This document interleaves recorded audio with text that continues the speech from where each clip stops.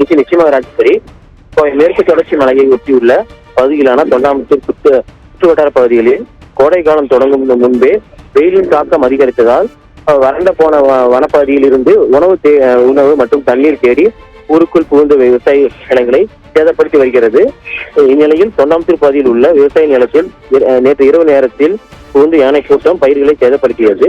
இந்நிலையில் மீண்டும் தற்போது தொண்டாமுத்தூர் பிரதான சாலையில் கூட்டமாக வந்த காட்டு யானைகள் முகாமிட்டுள்ளனர்.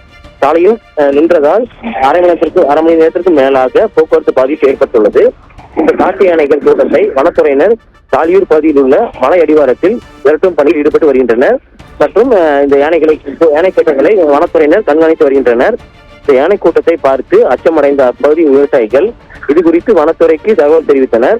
வனத்துறை பணியாளர்கள் விரைந்து வந்த யானையை அங்கிருந்து வனப்பகுதிக்குள் விரட்டும் பணியில் ஈடுபட்டு வருகின்றனர்.